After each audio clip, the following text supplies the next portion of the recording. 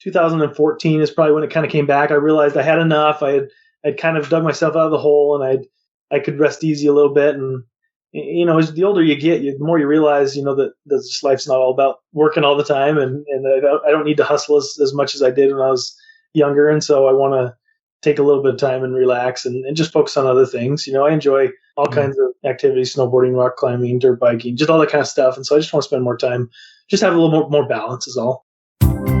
You're listening to the Millionaires Unveiled podcast, where you'll hear the stories and interviews of everyday millionaires. We'll unveil their decisions, their strategies, and their current portfolio allocation. Now to your hosts, Clark Sheffield and Jace Mattinson. What's going on, everybody? Welcome back. Another episode of the Millionaires Unveiled podcast, episode 229. Jace, what's going on? How are you? Doing great, man. How you doing? Dude, I'm doing great. I got an interesting story this week. So I guess, when are we here? We're mid-March now, but January or February, I can't remember. I think I waited a few weeks, but I went in to fund my Roth. And the last couple of years I've been doing backdoor, but I saw my Roth account in my Fidelity account and not thinking, I don't know if it was late at night or early in the morning, I wasn't thinking, and I went in and I just transferred, $6,000 from my checking account right into my Roth. And then... Is that a rookie mistake or what? Oh, yeah, dude. Totally. And then a week or two later, I'm sitting there thinking, and I didn't invest it right away because I thought, you know what, I'm just going to sit on this for a sec. The market might drop. All this Russia stuff started happening, right? And then I realized, oh, shoot, I just transferred straight to my Roth, but there's income limits and I couldn't contribute straight to a Roth. So I should have contributed to my traditional and then backdoored it to my Roth, which I've done, the last couple times. Anyway, so then I said, I'll just transfer the money out of my Roth back to my checking and then put it into my traditional. So then I do that. And then I realize, oh, that was pretty stupid too, because now they think it's a conversion. Not a conversion, but they think it's a withdrawal, right? An early withdrawal. Oh, an early withdrawal from my Roth. Jeez. Anyway, so I call up and then I try to contribute to my traditional, but I can't. But I can't because Fidelity says you've already contributed $6,000 in retirement funds this year. Oh man, what a mess! So then I call Fidelity. I said, "Hey, here's what happened. I was trying to go backdoor, but I wasn't thinking. I transferred and directed to my Roth. Then I pulled it out of my Roth, and now it won't let me transfer my traditional." The guy on the phone goes, "This is pretty complicated. Can I put you on hold?" Anyway. I get passed around, I get to the retirement thing, and they said, okay, no big deal. All you should have done is when you transferred into your Roth, you should have just contacted us, and instead of pulling it out, you should have just done a change in, I can't remember what they said, a change in classification or something, and then on their end, they would have just transferred it, to the traditional and kind of reclassed it. And then I could have backdoored it to a Roth. But anyway, it was a headache. It's still kind of a headache. I did it for my wife's account too, so I got to figure that one out too. But I mean, no big deal in the end of it. They'll figure it out on the tax forms and all that, and they'll go to the traditional and I'll be able to backdoor it to the Roth. But I don't know what I was thinking, and just a learning lesson, I guess, for me and others, that be careful and don't do this stuff in your sleep, because I just messed mine up and I've been doing it for a long time. It's a good thing you didn't have that invested or anything and see one of these market drops or something, and then you had less money to put in there and everything else too. Yeah, it's a mess. It's a mess. And then I pulled it out and it's like, oh, well, now you've taken an early conversion from your Roth, so now you can pay tax on that too. Oh, jeez, man. Boy, this is a mess. Good lesson for sure. I know, and I don't know. I look back at it now. It's like, how could you do that? But I did. I sit here and talk about Roth IRAs every week, and I messed mine up. So there you go. I'll be your professional to help you next time. Yeah, I know. Stuff can get confusing, right? It totally can. Time trying to figure out the traditional, or doing the backdoor, and how long do I have to wait, and how do I do this, and where does it show up on my forms? Yeah. And then it's like, all right, you get to the point where it's a no-brainer, and then here I go, 2022. Anyway, so that's kind of my lesson learned for the day. So, nice. Anyway, last week, quick recap. We had Adam. He's a banker, works primarily in the commercial real estate space, and net worth of 1.4. This week, a little bit higher net worth, 3.3. This time, a real estate investor. Adam, even though he worked in commercial real estate, had no real estate investments. So this week, 3.3 with Jason. So should be interesting there, and get a little more of the real estate side. And we got other fun interviews coming up, right, Jay? So this is a good one with Jason, and we look forward to it. And without any further delay, let's jump right into it. Jason, do you want to just give us a little about your background and what you're up to now? Sure. I grew up in Montana, and I moved to Las Vegas to become an appraisal intern. I did that for about 7 years, and all the meanwhile, fixing and flipping houses. And then I moved to Arizona for a bit, and then to Utah. I first became a millionaire when I was 26, and I was super excited about that. Then 2005 through 2008 happened, and I lost it all. So I ended up about 250,000 in the hole. Then from there, I had to kind of dig myself back. I got my broker's license and did some real estate for a while, all the while, investing in real estate and flipping houses and doing that sort of thing. And now I do a lot of lease options, a lot of rental properties.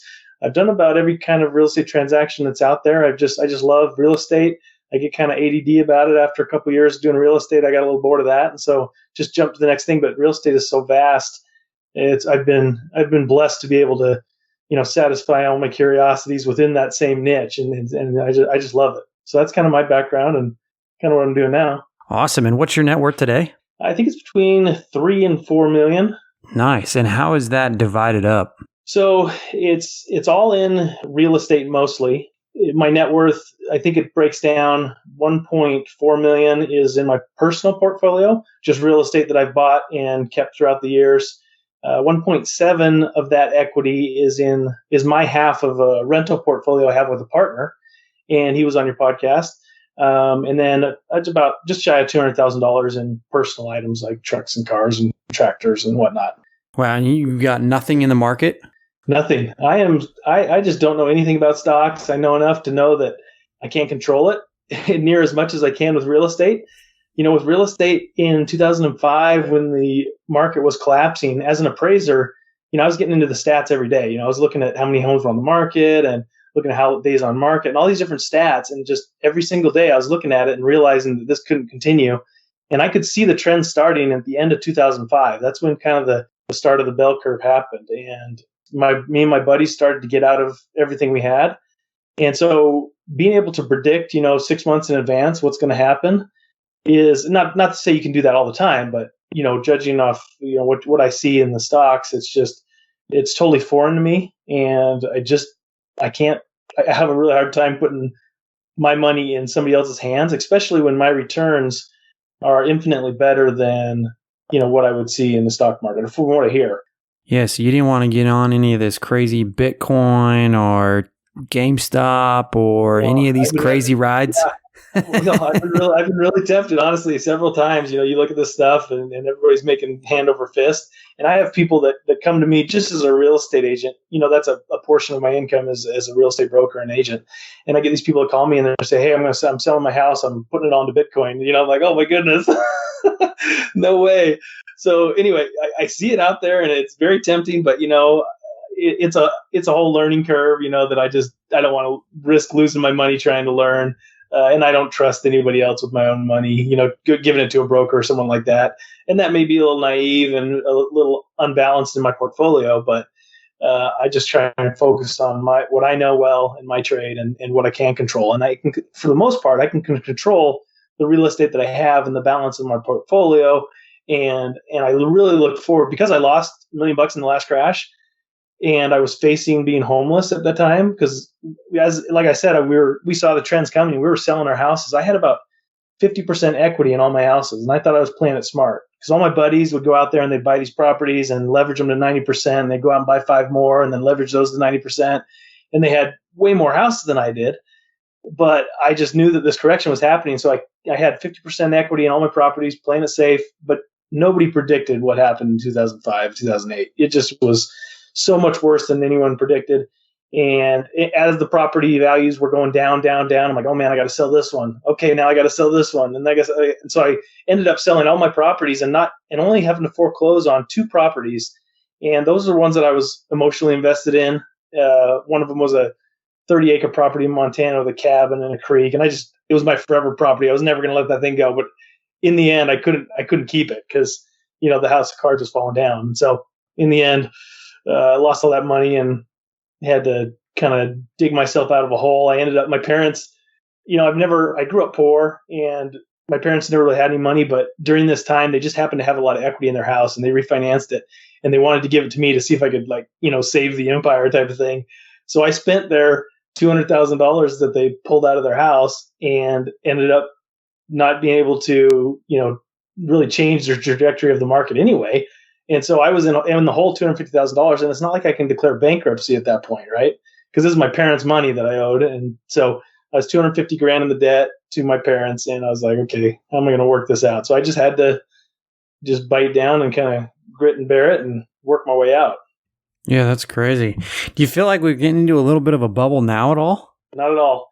I am I'm very aggressive on this market, and it really the fundamentals in my mind come down to simple supply and demand. Back in 2005, there was a lot of demand, but there was also a lot of supply. You'd go down the street in my neighborhood, and it was these new developed neighborhoods, and there would be, 1 out of every 5 homes would be occupied because everyone was buying up on speculation, and anyone could buy a house. People that couldn't even afford it could buy a house, and so it was a false supply in my mind, or a false demand. I mean, you couldn't rent out, like the house that I was in. I bought it for $350,000, or it was worth $350,000 at the time. I could only rent it out for $500 to $600 a month, so it made no sense whatsoever. And now it's a totally different market. And then 8 years post crash, all the builders got wiped out. Right? No, very few builders actually survived. And for the 5 years after that, 5 to 8 years after the crash, there was no new supply introduced into the real estate market. I mean, when I say none, I mean very little comparatively to what was happening before. And so, but there were still babies being born, people graduating, people migrating to the country. There was still increasing demand, and it ate up all the inventory that was there and then some. And then, I don't know, 4 or 5 years ago, builders started to realize this, and they started to dip their toes back in and start building houses. But it was too little too late. It was just so much demand. And now, like, for example, in our market in Phoenix, I actually work in North Carolina, Montana, and the Phoenix area, several different markets. And every 3 of those markets has such a limited supply right now. We're at like 5,000 active homes for sale when there's normally 30,000, and that's a seller's market at 30,000. So there's just absolutely nothing for sale. So it feels a lot like 2004, but it's different because now I can rent every house that I have. I can rent out in cash flow. Last time, as the values went down, really the only choice that people had was to continue to make the mortgage payment or try to rent it out for, a certain amount and then negatively cash flow by, $1,000 and then let it go. It wasn't really much of an option. Now, if somebody gets into trouble, they can just rent out their house or sell it. So barring any kind of governmental intervention or monetary, the dollar monetary system getting all whacked up with the U.S. Reserve change there, I don't see anything in the near future. Within the next year anyway, I'm feeling pretty confident about this year being just a gangbuster year for real estate. Sorry, that was a long-winded answer. This episode is sponsored by Ritual. Protein powders can be intimidating, but the fact is we all need protein. It's not just about muscles. Protein helps support bone health and satiety. As we go through life, our protein needs change. Ritual's Essential Protein is a delicious, plant-based protein powder with 3 distinct formulas designed to meet the body's challenging protein needs. Each of the formulas has 20 grams of pea protein per serving. With Ritual's one-of-a-kind visible supply chain, you know what, how, and why of every labeled ingredient. Great taste. Delicious handcrafted vanilla flavor from a sustainably harvested Madagascar vanilla bean extract. Ready to shake up your protein ritual? Millionaires Unveiled listeners get 10% off during their first 3 months at ritual.com/millionaire. Ritual even offers a money-back guarantee if you're not 100% in love. Visit ritual.com/millionaire today for 10% off your first 3 months.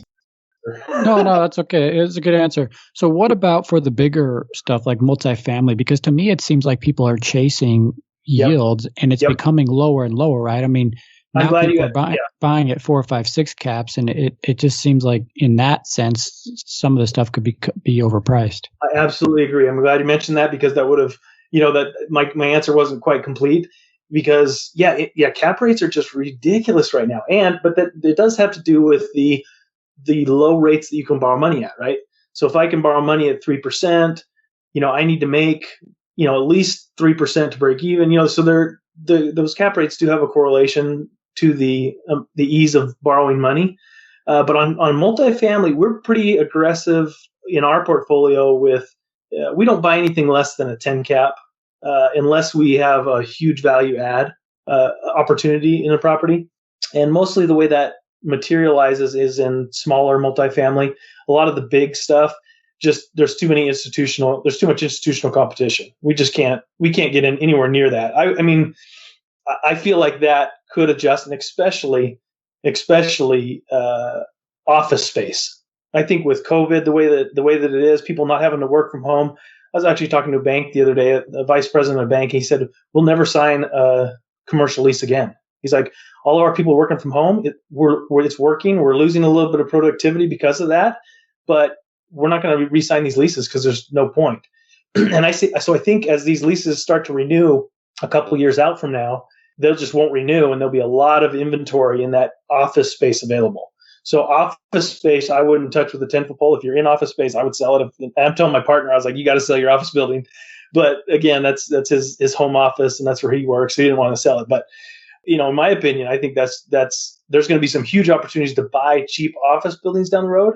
But like you said, going back to your question, multifamily, I really feel like that is a little bit overpriced. But we're still able to find deals out there, and we buy them at right around a 10 cap. And I know that sounds kind of crazy, and these are smaller, more mom and pop type things, and we they need some love, and so we go in there and we give them that love and increase that cap rate even better. Well, good for you. And let me just circle back. You mentioned to Jason his first question that you're previously in 2008 or before that, some of yours had just 50% LTV on it, right? So you had a lot of equity in those. Oh yeah, every single property I had at least 50% equity, and I had $1 million in net worth at the time. And me and my partner kind of argue back and forth all the time about, I think net worth is silly and not really relevant to me because, I've been a multimillionaire now several times, and it doesn't change my life at all. I'm still living in the same house. I still live on a fraction of my income, but the cash flow is what really is getting me excited now, because that just having that $1 million, that title doesn't really do anything for me. It doesn't change anything at the end of the day. But if I have 10 to 20 grand a month coming in cash flow, that's a life-changing proposition, right? Yeah. So my follow-up is, if you're at 50% leverage on it or 50% equity, I mean, it seemed like you wouldn't have any problems with a property like that. Well, it depends on where you're at. If you're in Nebraska, where the values only went up 10 to 20%, and then they came down maybe 30%, that's not a big deal. But here in like, I call them the frontier areas. So on the outskirts where the real appreciation was happening back in the day. And that's where, of course, I was buying properties, because why not? And like I said, this was in the outskirts of the Phoenix area. They were just building like crazy. And and same thing in Montana. They were just building like bonkers. And in the end, there was just too much supply. And so if you're in Nebraska, and the values only went up a little bit because there's not that much turnover, there's not that much appreciation, the values didn't correct as much as they did here. So that's why I got wiped out. I wasn't diversified into different markets, and I didn't have that cash flow to sustain me through the hard times. Or the cash flow meaning current from that same house that I told you about at auction that was $350,000 that I could rent out for $500. When I actually sold it at foreclosure auction, it went for $90,000. So that kind of gives you a dynamic of how much the values change from high to low. So you're pretty split portfolio wise. You got about 3 million just over in I assume that's equity, right, in real estate. And you're pretty split between real estate that you own and that you own. Is it just with one partner? Yeah. Yep. So how did you kind of bifurcate the two?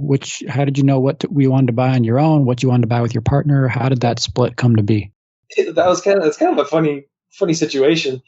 Back in 2016 is when my partner and I kind of did our first deal, and he didn't know a whole lot about real estate. He had taken a seminar, and he knew I was in real estate. So he said, "Hey, let's do a deal together." And I said, "Well, I've got this deal that, you can be the hard money lender, and, I'll show you how to do it, and, see if it works." And so he ended up making like $8,000 on the deal. I made $40,000, and he was like, "Man, that's cool. I want to be involved in what on your side of the fence, right? I don't want to be just hard money lender." So we did a deal together, and it worked out. When you're working with partnerships, in my mind, you do a deal, and if it works, I've done plenty of partnerships, and the ones that kind of flourish, it's honestly, it's organic. It hasn't been forced.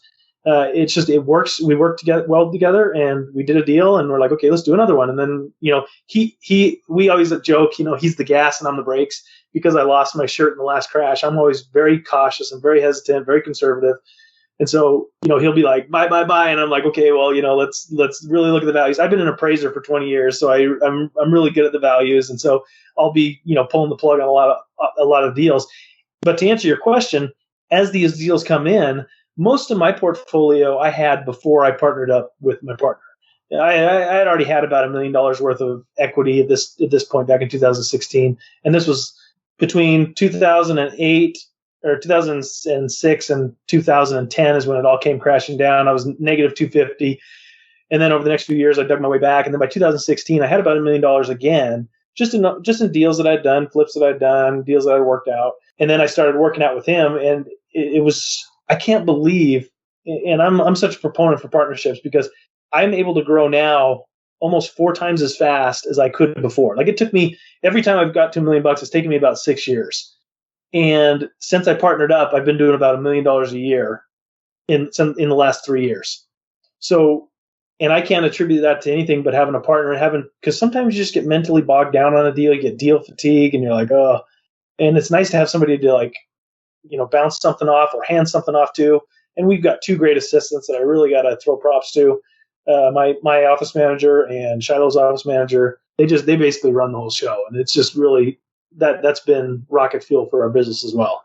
So how to allocate those? There's been several that I find this deal, I'm like, ooh, I want to keep this.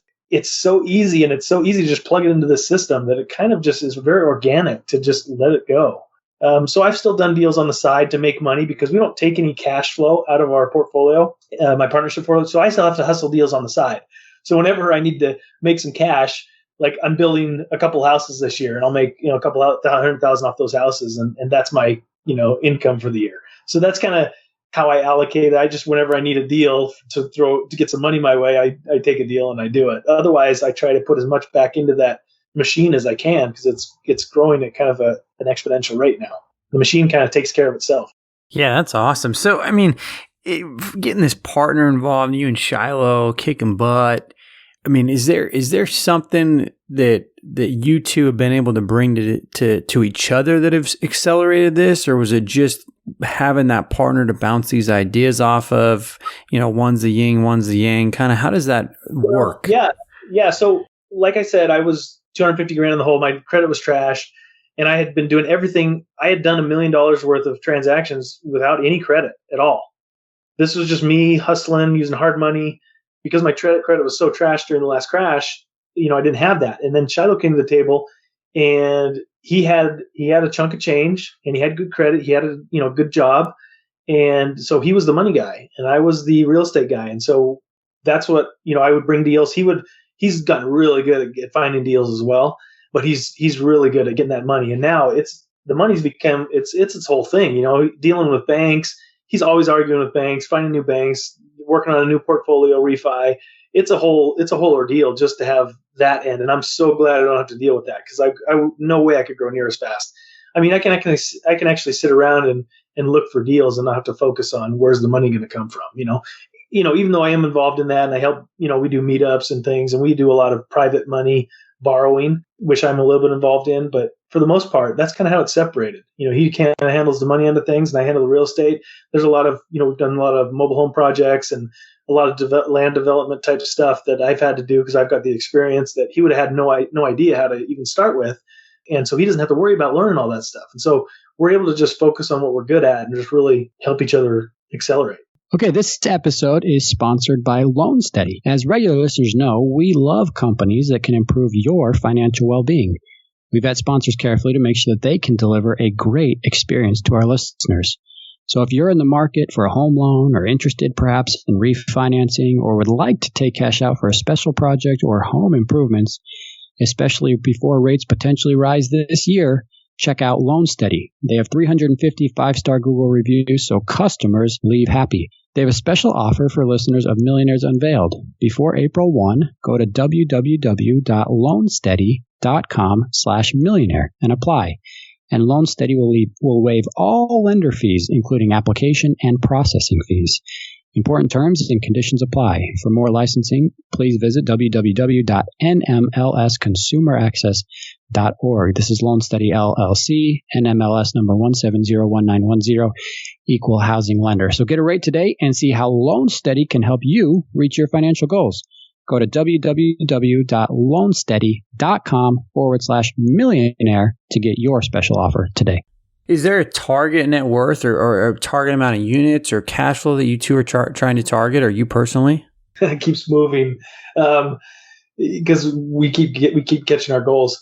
My main goal, because I don't really care as much about net worth, and Shiloh argues with me because he's dealing with the banks, right? So they look at net worth. But my biggest thing is I want to get to a $20,000 a month cash flow position. And honestly, we're pretty close to being there. If we just stop the machine right now and just stabilized everything we had, I think we'd be pretty darn close to getting that. But we don't need it right now. And so we're probably just going to keep rolling that monthly cash flow back into the business. It allows us to do an extra flip or two a month by not taking that money. So that's my goal, is to get to 20 grand a month, and then 100 grand a month in cash flow would probably be the next step. Interesting. Do you have a timeline of when you're trying to get there, or how long you think it'll take? I want to be there by the end of the year. I think both of us are at the point where we want to start drawing from the business at some point here in the near future. And we still want to continue to grow, though. So we probably won't draw it all at once. We're just going to, we do a lot of lease options. We haven't really talked about it yet, but a large portion of our portfolio is lease options. And they're so awesome that we get a premium rent, we get a premium purchase price, we get great tenants, and we don't have to worry about CapEx. We don't have to worry about turnover. There's just so many advantages to lease options. But a lot of our lease options that we started in 2017, that we put them on a 5-year lease option, they're coming due next year. And then the next year we did a 4-year lease option, and last year we did a 3-year lease option. This year we're doing another 3-year lease. So in 2022 through 2025, we're going to have a ton of these lease options coming due. And so we've got to decide, do we want to roll all this into some other project? Do we want to do some development with it? Do we want to do more mobile home parks? We're developing a tiny home community out of one of our parks right now. It's really fun. So we're trying to figure that out. But, I want to do a nonprofit, with a portion of my cash flow. It's just kind of both have, very similar goals too. And so that's been nice to be able to kind of pair those up and work towards the same thing. Do most of these deals and projects that you're involved with, are they around your area?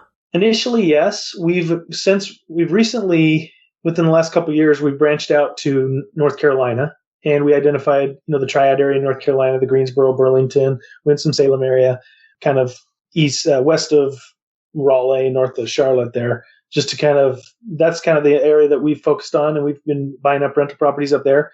Also in Montana as well. We do some properties up there. But for the most part, the majority of our stuff is here in Arizona. It's just so nice. It's very temperate. There's no natural disasters. It's pretty predictable. We know the market like the back of our hands. But we're not scared of other markets. Like I say, it's hard to kind of get the team going. Like, we've got great contractors here, and there's a endless supply. Whereas in North Carolina, we struggle finding good contractors. We're still in the process of building up the team. So we're not opposed to other markets, but the majority are here. So, Jason, let me just back up from all the real estate stuff here. How did this start for you? Because it seemed like, correct me if I'm wrong, but since about what year, 2005 or so, you've been basically all real estate? 2001 is when I started. 2001? Yep. Did you work before then? How did all this get started? Here's a fun fact. I've never had a job, never had a W-2 job. I've always done my first job in high school. Like I say, I grew up poor, and so if I wanted money for something, I had to earn it. And my dad was a serial entrepreneur. He just had the entrepreneurial bug. He sold all kinds of things. He's had so many jobs, but anyway, he instilled in me that work ethic and that entrepreneurial spirit. So in high school, I had a job installing peep sites in people's doors. I'd go and knock on their door, and I'd say, hey, for $10, I'll install this peep site so you can see who's at your door. And that was my first job. And then a little later on in high school, I started a new business that was repairing windshield chips in cars.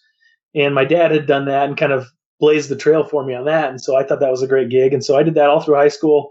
And that kind of got me set up to go out on my own And once I went out on my own, I got myself an internship as a appraisal intern. And again, that was up to me to hustle up clients, and any money that I had to make was pretty much up to me. And so I've never known the corporate structure. I've never known that security of having a paycheck. It's always been figuring out how I'm going to provide 2 or 3 months down the road. And so that forced me to kind of look ahead. And my uncle's a big developer up in Utah. And ever since I was 14, like a little kid, I always looked at him and I was like, that's cool. Something just resonated with me in real estate. Like, you can build something, you can take it from nothing, and you can do these things, and you can have something that will last for pretty much ever. And that really just resonated with me. So I've always wanted to be a developer. And really, a developer is just a person that has money or connections, right? I realized that as I started to get into real estate, like, okay, let me develop something. Oh, I can't do that. I don't have any track record. I don't have any money to speak of. So you can't just be a developer. And so now we're at the point where we're starting to do some of that stuff that I've always wanted to do, and that's what's really fun to me. So I guess that bug started with my uncle and just kind of seeing him, and I don't know what it was, but I've heard that there's more millionaires made in real estate than any other field. And growing up poor, I was like, I do not want to be poor. Something in me gave me the drive to really work hard to not be poor and not be just. I needed to be not just poor, but I wanted to be nowhere close to poor. And that was reaffirmed when I lost everything back in 2005. I was like, I never want to feel this way again. I do not like having this anxiety. I don't like having this stress. So I stress myself out intentionally, so I don't have to be stressed out unintentionally, if that makes any sense. Yeah. So what do you feel like, I mean, I know you hit on this a little bit, but what do you feel like was the biggest driver of that 2008 experience? Because 90% of the time, I'd say the issue was being over leveraged. That you hear if somebody was in a sticky situation like that or lost stuff, right? It's because they had too much debt and people moved out or whatever, and they couldn't make their payments and cover. For you, though, it seemed to be that you weren't diversified on specific areas? Well, yes and no. I mean, I still think it goes back to your point. Yes, I was over leveraged. Even at 50%, I was over leveraged because I couldn't cash flow, right? So in the end, if you don't have multiple exit strategies, and you're forced into a position that you don't want to be in. And that's where I was at. I didn't have any other exit strategy other than being able to sell the house, and I couldn't sell the house, and I couldn't refi because no banks were refining. The market was upside down. Everything was in chaos. But yeah, I mean, ultimately it's still, even at 50%, I was over leveraged, and that's just a function of what I could rent things for at the time. And, if I could have held out a couple of years even, that same property probably would have cash flow, because everyone that got foreclosed on, they just went over to rentals. But it took a while for the banks to catch up. Right. And I was actually appraising for Fannie Mae during those, 2008 through 2012 years. Those are some of the best years of my life making money. I made hand over fist as an appraiser. I had 10 appraisals in my queue at any given time. It was basically like printing money for me, which I was very blessed to have, because it was a dark time. Everybody else was at work, and I was hustling these appraisals from Fannie Mae. It was awesome. Was that a commission job? Yeah. Well, I basically I applied for a position on the Fannie Mae appraisal panel, and basically I'm one of hundreds of appraisers that they send out deals to. But there were so many deals that my queue was just always full, and I could reject them or I could take them. It was just it was just like a commission job. I'd get paid $350 per appraisal, and I was good at appraisal. I wasn't good at being an appraiser, but I was good at getting the number, and I was good at cranking them out fast. I wasn't really good at all the ins and outs and all the minutia, and that really kind of burned me out on appraisals. But I was good at making money on appraisals. So how much would they pay per appraisal? What would you get paid? At the time, it was around $350. So you could. How many could you do a day? Were you cranking out a few a day or a couple? My record was 12 in one day. I woke up at like 5. Holy cow! Yeah, and like I said, during that time, I had a queue of 10. And as soon as they were turned in, they would give me more. And so it was literally like as fast as I had my wife in here typing appraisals, helping me fill out the forms, so much. But yeah, we were just cranking. It was awesome. And it's honestly, it's like that right now, but I'm just not in a position where I want to be that busy anymore. I gave myself what I kind of retired a little bit. I call it a lifestyle raise. I quit work at 5. I go in at 8. I don't work on weekends. I still try to spend time with my family. So I try to have a little bit of a balanced life, because I don't want to, it's not work. Life isn't all about work, even though I love what I do. And when I go to work, it doesn't feel like work. I still don't want to be working all the time. and just chasing that dollar. So I want to do more things that I love. That's why I'm really focused more on the real estate end of things now, the flipping, the investing, because it's a lot less time intensive. And honestly, it's got potential I make more as an investor than I did as an appraiser, even though I made great money as an appraiser. So when did that foot off the gas start to happen, Jason? Was it hard to make that switch?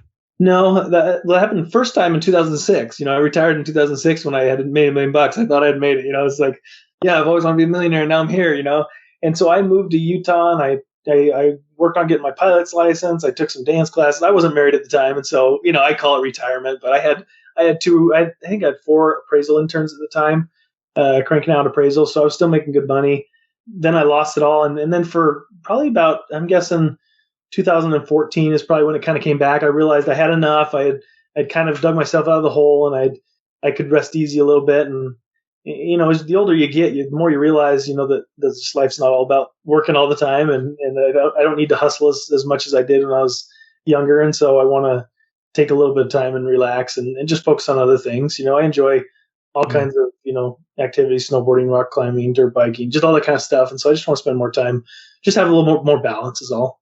So of the real estate you hold now, and sorry if you already said this, what % of it is single family versus something else? It sounds like it's mostly single family. So yeah, we have about 70, we have 160, 170 doors right now. And 60 to 70 are single family houses spread across the different states. The rest are in the way of multifamily, mobile home parks, smaller multifamilies. Wow, 60 to 70 single family homes, and you just hire those out to local property man? And that's all been within the last 3 to 4 years that we've accumulated those. Because before that, I didn't want to be a landlord, and I fought it for years. I was like, I don't want to be a landlord. I just liked hustling deals. And then finally, Shiloh and I tried it on one of our deals. We were fixing and flipping like 6 deals at a time, and then we realized, hey, let's hold one of these and see what happens. And then, the lease option thing just kind of took off. So we just kind of took off. Sorry, what was your last question? I was asking if you hire property managers for all of the different states. We do it all in house, and it's very interesting. You would think with 160 doors, how could we handle that much? And like I said, with the lease options, these are different type of tenants. These aren't the people that are calling you on Christmas Eve with the toilet broken. These are homeowners that are renting it for the time being. And that's their mindset, right? These people, they want to own the home. They think of it as their home, and they're responsible for the majority of the repairs anyway. We're responsible, the landlord-tenant act says we have to be responsible for certain things. But if we go in and we repair those things, it just gets added to their bill anyway at the end. So their incentive is to keep the property up, keep it nice. If anything goes wrong and it's minor, they just fix it. If it's major, we come in and fix it, and we just tack it onto their price. So we don't get a lot of calls. And honestly, to handle 60 of these lease options doesn't take more than a handful of hours a month.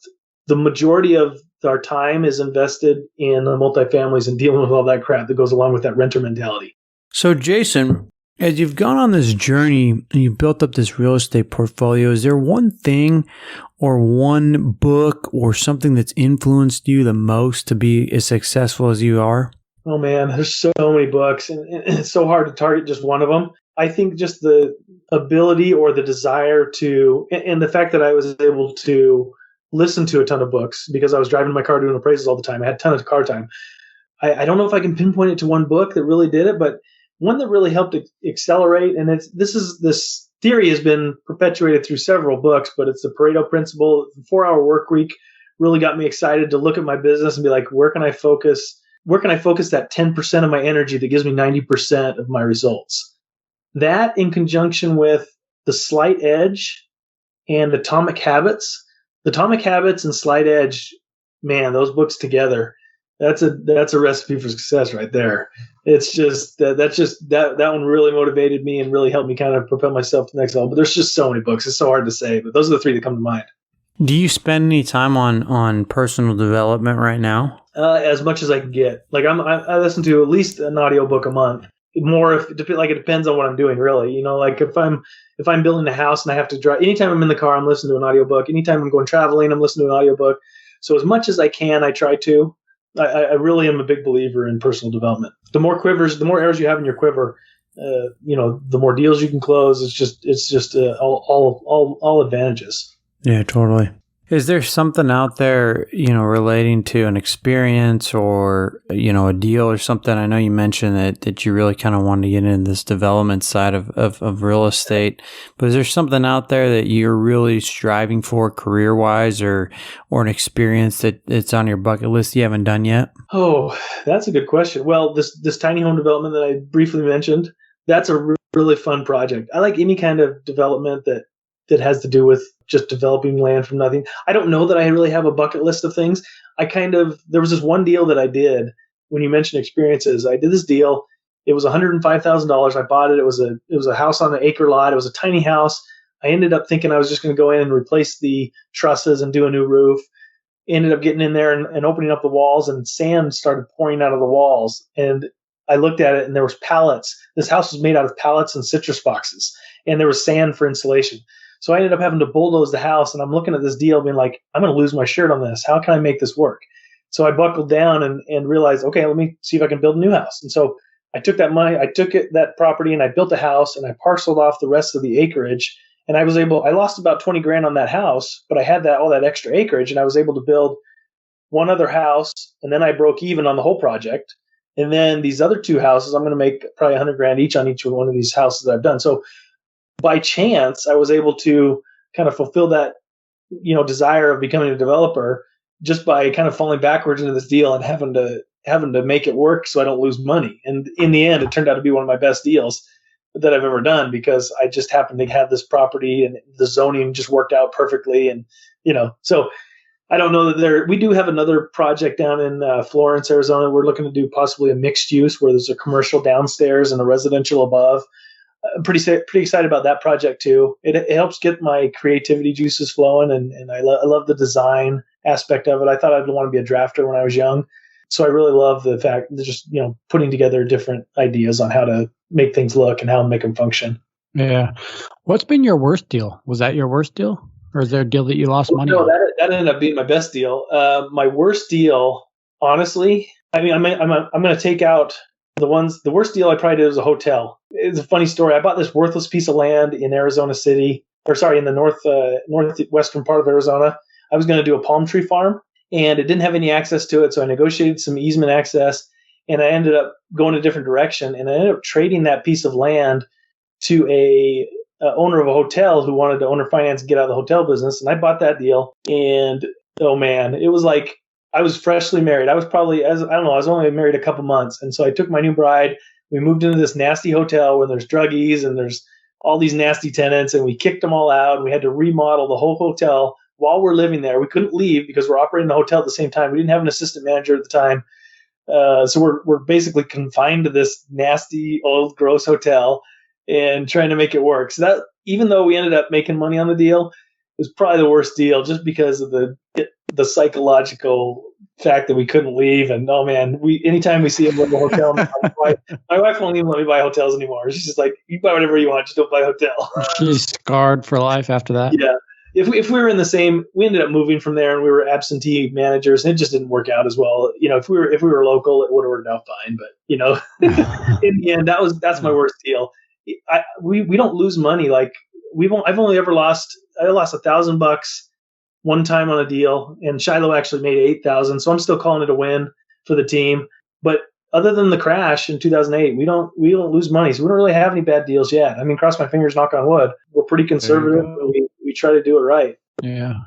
So let's just wrap up here, Jason, with some rapid fire questions, and then we'll go into some last words of advice and any mistakes. So what's your annual household spending?